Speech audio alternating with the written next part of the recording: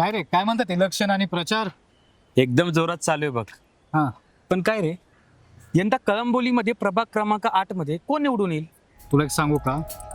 एकतर लॉकडाऊनमध्ये निवडणुका अडकल्या, ते आता कुठे निघाल्या. आणि आपल्या कळंबोलीची अवस्था पाहता जो आपल्या प्रभागाचा चेहरामोहरा बदलून टाकेल. आहे ना, अगदी नवीन चेहरा आहे. अगदी तळागाळात पोचून काम करणारा चेहरा म्हणजे सायली तुकाराम सरक. हे फक्त निवडणुकीपुरते नव्हेच, तर जनतेचे प्रश्न सोडवणे आणि त्यांच्या अडीअडचणीमध्ये कायम त्यांच्यासोबत खंबीरपणे उभा राहणाऱ्या सायली तुकाराम सरक ताईच निवडून आल्या पाहिजेत. ठरलं तर मग आपलं मत सायली ताईंना. म्हणजेच धनुष्यबाणाला. हा,